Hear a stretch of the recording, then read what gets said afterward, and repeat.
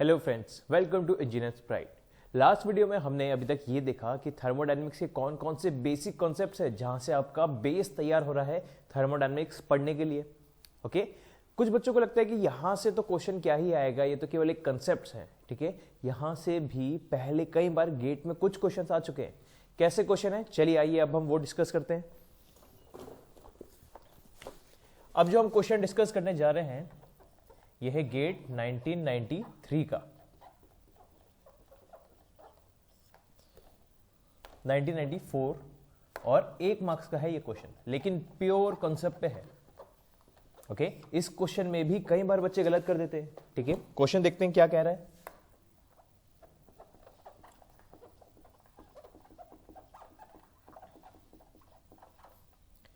The definition of 1K, 1K का मतलब क्या हुआ यहां पे, 1 kelvin.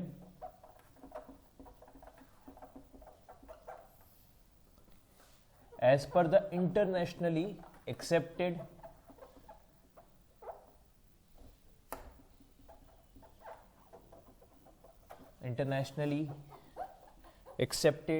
Temperature scale is.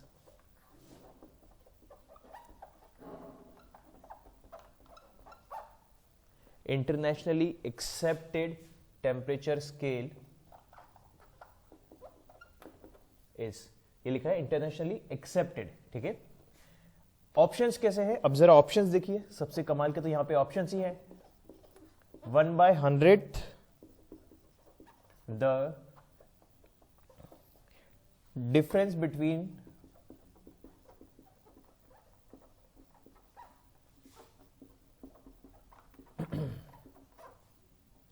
normal boiling point and normal freezing point.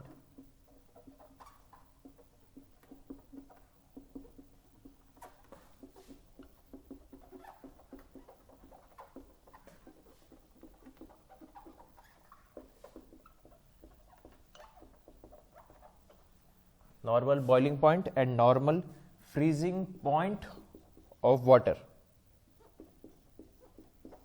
ये है फर्स्ट ऑप्शन। ठीक है, कि 1 केल्विन को इंटरनेशनली एक्सेप्टेड टेम्परेचर स्केल पे इस तरीके से डिफाइंड है, और second option 1/273.15 the normal freezing point of water.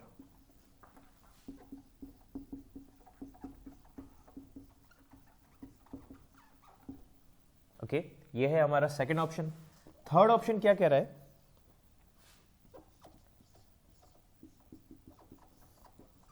Hundred times the temperature difference between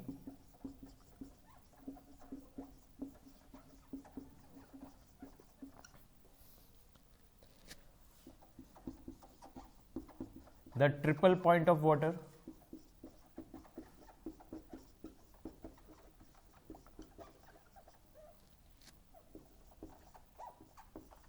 and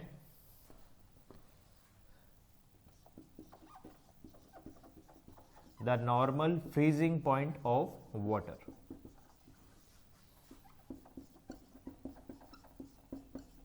okay, आपको जितने ऑप्शन समझ में आ रहे हैं अभी उन्हें आप एनालाइज करिए, जो नहीं समझ में आ रहे हैं अभी हम सभी को भी डिस्कस करेंगे एक एक करके। ओके, और फोर्थ ऑप्शन 1/273.16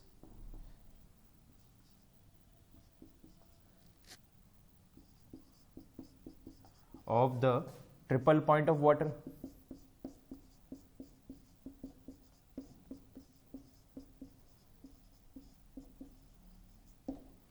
ओके, ये हो गए हमारे चारों ऑप्शंस। तो चलिए अब हम डिस्कस करते हैं इन चारों ऑप्शंस को कि ये ऑप्शंस क्या है, क्या रहे हैं।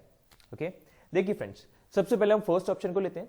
क्वेश्चन में क्या बोला गया था कि the definition of 1K, 1K मतलब 1 केल्विन को डिफाइन कैसे किया गया है according to internationally accepted temperature scale. जो वर्ल्ड वाइड हर जगह वर्ल्ड में एक्सेप्टेड टेम्परेचर स्केल हो, उसके अकॉर्डिंग 1 केल्विन को आप डिफाइन कीजिए। ओके, अब देखिए पहला ऑप्शन क्या कह रहा है कि 1 kelvin equals to 1/100th of the temperature difference between normal boiling point and normal freezing point of water. Second option 1/273.15 times the normal freezing point of water.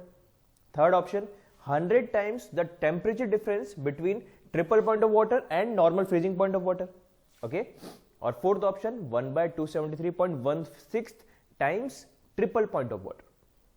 Okay, अब जरा हम देखते हैं, ये यहाँ पे देखिए क्या क्या इन चारों ऑप्शंस में है. एक तो है नॉर्मल बॉइलिंग पॉइंट वर्ड आ रहा है, एक आ रहा है नॉर्मल फ्रीजिंग पॉइंट और ट्रिपल पॉइंट ऑफ वाटर. ठीक है, यही चार वर्ड्स हैं इन पूरे ऑप्शंस में. तो अब जरा हम देखते हैं ये चारों चीजें हैं क्या. देखिए,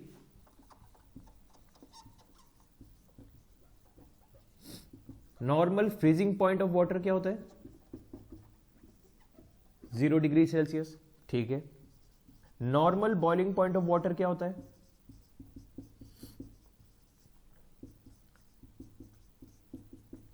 100 डिग्री सेल्सियस. अब जरा कुछ बच्चों को कंफ्यूजन होगा, सर ये नॉर्मल क्या चीज है? ठीक है, अगर ये नॉर्मल तो नॉर्मल कुछ होता है क्या? देखिए, नॉर्मल का मतलब क्या हुआ, ये जो हम कहते हैं कि पानी 100 डिग्री सेल्सियस पे बॉईल होता है, ये कब? जब रूम टेम्परेचर और प्रेशर वाली कंडीशन, मतलब नॉर्मल टेम्परेचर एंड प्रेशर. मतलब अगर आप एक एटमॉस्फेरिक प्रेशर पे वाटर को बॉईल करोगे तब जाके उसका 100 डिग्री सेल्सियस है. अगर मैंने कहा आप 10 एटीएम या 0.1 एटीएम, मतलब प्रेशर को बहुत ज्यादा या बहुत कम करेंगे तो बॉइलिंग पॉइंट ऑफ वाटर भी चेंज हो जाएगा.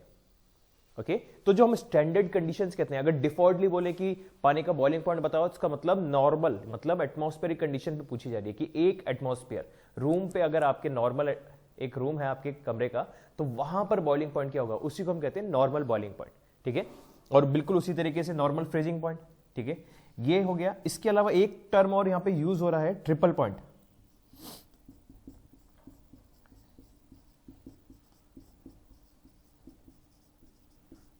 ट्रिपल पॉइंट ऑफ वाटर कितना है? 0.01 डिग्री सेल्सियस. ये हो गया. चलिए ठीक है, तीनों चीजें तो हमें पता चल गई. जरा हम देखते हैं कि फर्स्ट ऑप्शन क्या कह रहा है. फर्स्ट ऑप्शन है केवल नॉर्मल बॉइलिंग पॉइंट और नॉर्मल फ्रीजिंग पॉइंट के बारे में. 1/100 the difference between the normal boiling point and normal freezing point. Normal boiling point और फ्रीजिंग पॉइंट का डिफरेंस क्या है? 100 - 0 इज 100. 1/100 ऑफ 100. फर्स्ट ऑप्शन कह रहा है 1/100 ऑफ 100. कितना आया? 1. लेकिन ये 1 क्या है? एक नंबर है.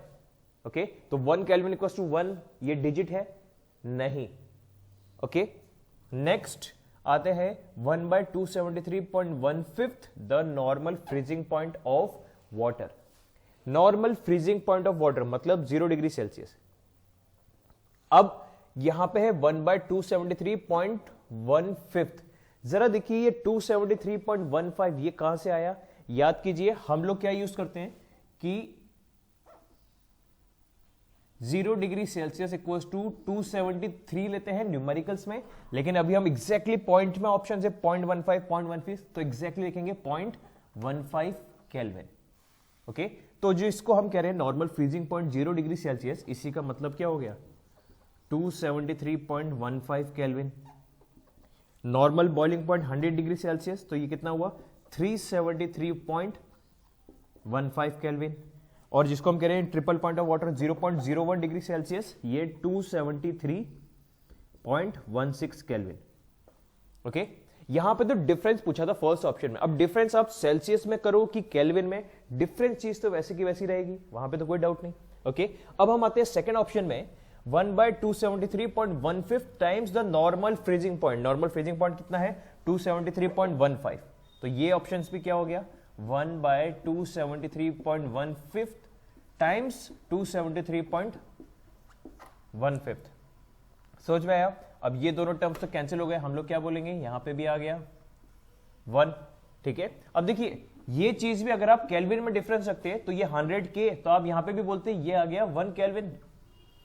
ये डिफाइंड नहीं. यहां पे भी अगर आप केल्विन में ही रख रहे हो तो ये भी आ गया 1 केल्विन, लेकिन ये भी स्टैंडर्ड इंटरनेशनली एक्सेप्टेड स्केल पर नहीं है. क्यों नहीं है? आगे देखते हैं. पहले थर्ड ऑप्शन देखें. 100 times the temperature difference between the triple point of water and normal freezing point of water. Third option क्या कह रहा है? 100 times the temperature difference between the normal temperature difference between the boiling point of water. कितना? 273.16 and normal freezing point 273.15, इन दोनों का difference कितना हुआ 0.01। ये कितना आया, ये भी 1 के, लेकिन ये भी इंटरनेशनली एक्सेप्टेड स्केल पे नहीं है। फोर्थ ऑप्शन क्या कह रहा है 1/273.16 times triple point of water. Triple point of water क्या है, ये कितना आया 1 के। समझ में आया फ्रेंड्स? तो हम लोग क्या बोलेंगे, ये है एक्चुअल आंसर। देखिए चारों में अगर आपको ये 1 केल्विन ही लाना था तो वो तो हम बोल रहे हैं, देखिए इनडायरेक्टली चारों में आ रहा है। यहां 100 से 100 को डिवाइड किया, यहां 0.1 को 100 से मल्टीप्लाई किया, यहां सेकंड ऑप्शन में 1/273.15 को 1/273.15 इससे डिवाइड कर दिया। तो चारों ऑप्शंस में आ तो 1 केल्विन रहा है, लेकिन इंटरनेशनली एक्सेप्टेड स्केल में जो टर्म यूज किया गया है कौन सा, इन तीनों में normal boiling point, normal freezing point और ट्रिपल पॉइंट, इसमें से ट्रिपल पॉइंट ऑफ वाटर को रेफरेंस बनाया गया है। ये यहां पे इंपॉर्टेंट समझने वाली बात हुई। Okay, triple point of water को रेफरेंस बना के जो हमारा टेम्परेचर स्केल यूज किया गया है यही इंटरनेशनली एक्सेप्टेड स्केल है। और यहां से ही डेफिनेशन आती है 1 केल्विन की, कि 1 केल्विन, कल को अगर आपको कोई इंटरव्यू में पूछे कि 1 केल्विन क्या होता है, तो ये मत बोल देना सर 1 केल्विन एक unit temperature scale, kelvin scale पे एक यूनिट शो कर रहा है, ऐसा नहीं है। 1 केल्विन क्या होता है, तो आप बोलेंगे 1 kelvin is 1/273.16 times of triple point of water. समझ में आया हो? ये हो गया हमारा क्या, 1 केल्विन का डेफिनेशन। इस तरीके का क्वेश्चन, ये क्वेश्चन प्योरली फर्स्ट चैप्टर पे ही बेस्ड है, जैसे कि हमने पढ़ा था। ओके, तो चलिए ये हो गया। इस क्वेश्चन को आप लिख लीजिए, जो भी आपको कॉपी करना है इस चीज को आप लिख लीजिए। ओके, फिर हम नेक्स्ट क्वेश्चन की तरफ चलते हैं हमारे।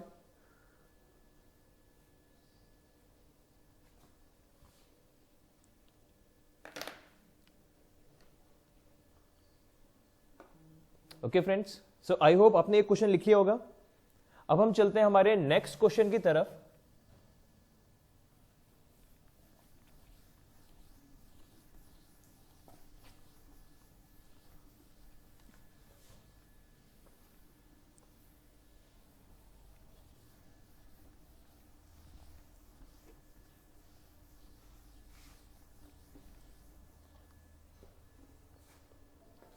नेक्स्ट क्वेश्चन क्या कह रहा है, आइए अब चलिए देखते हैं। ये क्वेश्चन भी हमारे गेट 1993 का है। चांसेस आर कि इस टाइम तक तो शायद आप बॉन्ड भी नहीं हुए हो, उस वक्त इतना कॉन्सेप्चुअल क्वेश्चन आया जब हम डिस्कस करने जा रहे हैं। क्वेश्चन है एन इंसुलेटेड रिजिड वेसल। अब देखिए इस क्वेश्चन में आप क्वेश्चन रीड करते ही एकदम ऐसे इंग्लिश सेंटेंस की तरह नहीं रीड करना है, आपको एक एक वर्ड को पकड़ के इसका आपकी दुनिया में, आपकी दुनिया मतलब थर्मोडायनेमिक्स की दुनिया में उसको इंटरप्रेट कैसे करते हैं, ये इंपॉर्टेंट है। Okay, and insulated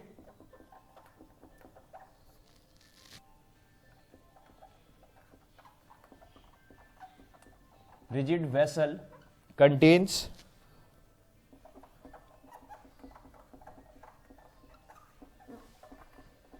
a mixture of fuel and air.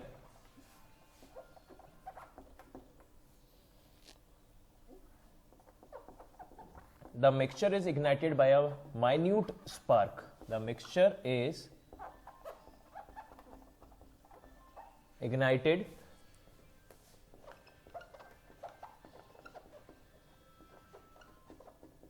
by a minute spark.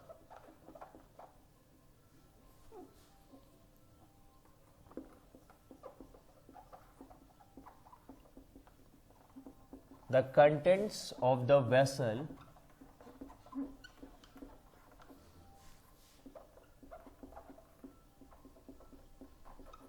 will experience क्या, ये है हमारे ऑप्शंस पे आएंगे अब। ठीक है, क्वेश्चन क्या कह रहा है कि देखो एक इंसुलेटेड रिजिड वेसल के अंदर फ्यूल और एयर का मिक्सचर ऑलरेडी प्रेजेंट है। अब इस मिक्सचर को आप इग्नाइट कर रहे हैं एक माइन्यूट स्पार्क से, तो उसके अंदर मौजूद, किसके अंदर, रिजिड वेसल के अंदर मौजूद जो कंटेंट है उस पे क्या होगा। पहला ऑप्शन क्या कह रहा है,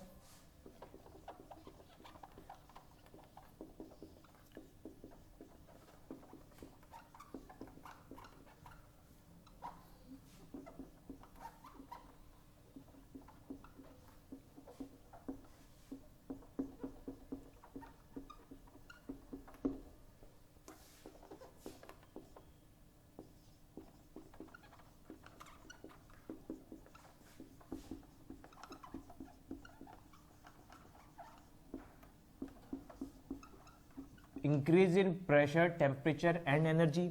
second option decrease in pressure temperature and energy.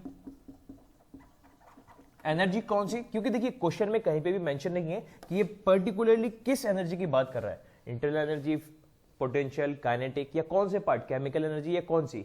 तो हम क्या मानेंगे, कंप्लीट टोटल एनर्जी जो भी उस वेसल के अंदर मौजूद है, ये उस एनर्जी की बात कर रहा है। क्यों, क्योंकि कुछ भी और मेंशन नहीं है एनर्जी के बारे में।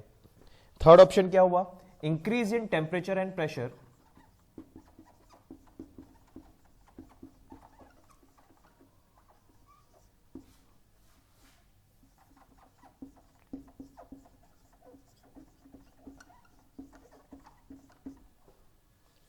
But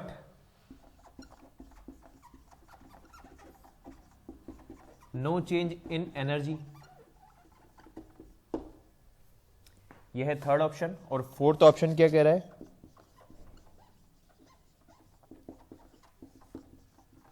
increase in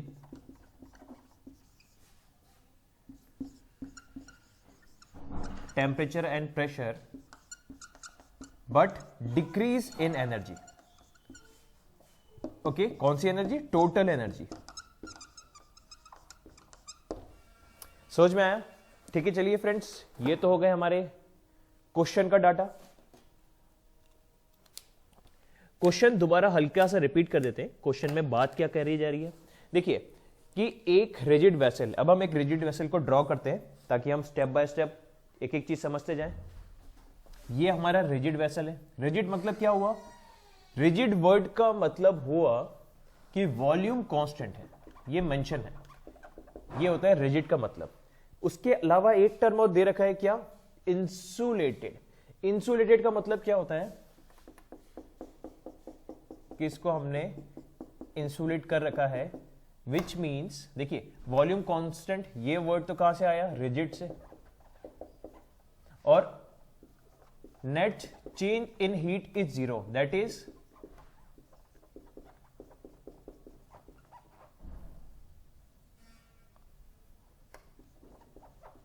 Q is constant. ये कहां से आया, इंसुलेटेड, कि नेट हीट ट्रांसफर जीरो है, ठीक है, डेल्टा Q इज जीरो, ये आया इंसुलेटेड वर्ड से। अब रिजिड इंसुलेटेड वेसल मतलब एक ऐसा वेसल जिसका वॉल्यूम भी कांस्टेंट है और हीट ट्रांसफर भी जीरो। हीट ट्रांसफर जीरो या फिर change in heat is zero का मतलब क्या हुआ, हीट कांस्टेंट। हम बोलेंगे कैसे, जरा ऐसे सोचिए, हम कहें कि टेम्परेचर डिफरेंस इस रूम का 1 घंटे के बाद temperature difference is zero. Temperature difference zero मतलब जो पहले टेम्परेचर था वही अभी टेम्परेचर है, मतलब क्या हुआ, टेम्परेचर में कोई चेंज नहीं है, टेम्परेचर कांस्टेंट है। ओके, बिल्कुल वैसे ही हम कह रहे हैं यहां पे डेल्टा Q इज जीरो, मतलब Q कांस्टेंट है। Q क्या है हमारा, हीट ट्रांसफर, ठीक है, कि हीट का ट्रांसफर नहीं हो रहा है, मतलब जो भी अमाउंट ऑफ हीट या जो भी अमाउंट ऑफ टोटल हीट इस वेसल के अंदर मौजूद हुई, ये कांस्टेंट है। ओके, अब इस वेसल के अंदर हमने क्या कहा, फ्यूल और एयर है, फ्यूल प्लस एयर। ओके, अब हम इसको अगर इग्नाइट करते हैं माइन्यूट स्पार्क से, तो इस वेसल के अंदर क्या हमें देखने को मिल रहा है। अब देखिए, अगर मैंने कहा कि इसको अगर मैं एक माइन्यूट स्पार्क से इग्नाइट कर देता हूं तो क्या होगा, कंबशन हो जाएगा। कंबशन होने की वजह से क्या होगा, फ्यूल बर्न होगा, एयर भी मौजूद है मतलब ऑक्सीजन भी मौजूद है, तो फ्यूल बर्न होगा तो कंबशन गैसेस बनेंगी। कंबशन गैसेस क्या होती है, हाई टेम्परेचर एंड प्रेशर, ठीक है। अब देखिए मैंने कहा वॉल्यूम कांस्टेंट, अब अगर वॉल्यूम को हम कांस्टेंट लेते हैं तो मैं बोलूंगा pressure is directly proportional to T. Temperature बढ़ेगा तो प्रेशर भी बढ़ेगा। अब टेम्परेचर कैसे बढ़ रहा है, इग्नाइट करने के बाद फ्यूल जब बर्न होगा तो हमारे वेसल के अंदर मौजूद जितना भी चीज है, जो भी कंटेंट है, उसका टेम्परेचर बढ़ा रहा है। और क्योंकि वॉल्यूम कांस्टेंट है तो प्रेशर भी टेम्परेचर के साथ बढ़ रहा है, मतलब क्या हुआ कि प्रेशर भी बढ़ेगा, टेम्परेचर भी बढ़ेगा, ठीक है। तो ये तो चीज हमें समझ में आ गई, टेम्परेचर और प्रेशर बढ़ रहे हैं। अब बात रही एनर्जी की, जो चारों ऑप्शंस में बात कर रहे हैं। देखिए एनर्जी का मतलब क्या हुआ, क्योंकि कुछ मेंशन नहीं है कि कौन सी एनर्जी की बात करें, हम बात कर रहे हैं टोटल एनर्जी इस वेसल के अंदर, ठीक है। अब इस वेसल के अंदर क्या मौजूद था, पहले फ्यूल और एयर। स्पार्क देने के बाद क्या हुआ, फ्यूल एयर में कंबशन हुआ, कंबशन की वजह से टेम्परेचर बढ़ा, प्रेशर बढ़ा और ये एक्सपैंड कर रही है, ठीक है। अब हम क्या बात कर रहे हैं, लेकिन ये वेसल है रिजिड, ये वेसल अपना वॉल्यूम तो बढ़ा नहीं सकता, टेम्परेचर और प्रेशर ही बढ़ा रहा है। लेकिन जितनी भी अंदर की एनर्जी है क्या वो डिसिपेट हुई? अगर ये इंसुलेटेड नहीं होता तो हम बोलते कि इसकी अंदर की एनर्जी सराउंडिंग में, ये अगर सिस्टम है तो सराउंडिंग पे लीक होने लगती मतलब एनर्जी डिसिपेट होने लगती। अगर आप एक लोहे का डब्बा लेते, उसके अंदर अगर आप कंबशन कराएं तो आपको ऐसा लगेगा कि बाहर हल्का हल्का सा गर्म रिलीज होने लगेगी, तो ये हीट लॉस हुआ। फॉर एग्जाम्पल एक आईसी इंजन में, आपके गाड़ियों के इंजन, एक आईसी इंजन में क्या होता है, कंबशन चैम्बर में एयर फ्यूल मिक्सचर होता है, स्पार्क से वो इग्नाइट होता है तो वो गर्म होता है अंदर, जिसकी वजह से फिर टेम्परेचर और प्रेशर बढ़ता है तो हमारा पिस्टन फिर नीचे जा रहा है। लेकिन ये जो पिस्टन, ये जो सिलेंडर हेड है जहां पे कंबशन हो रहा है, उसको अगर आप हाथ लगा के देखोगे ये तो बहुत गर्म है। गर्म है मतलब उसके सराउंडिंग एयर में ये क्या कर रहा है, हीट को रिलीज कर रहा है। ये हीट रिलीज उस डब्बे के रेस्पेक्ट में देखें, मतलब इस वेसल के रेस्पेक्ट में देखें, जो कंबशन चैम्बर, उस कंबशन चैम्बर के रेस्पेक्ट में देखा जाए तो हम बोलेंगे ये तो हीट का लॉस हो रहा है। सिस्टम से सराउंडिंग में हीट लॉस हो रही है। अगर ऐसा इंसुलेटेड नहीं होता तो हीट लॉस होता और तब हम कहते कि एनर्जी डिक्रीज कर रही है।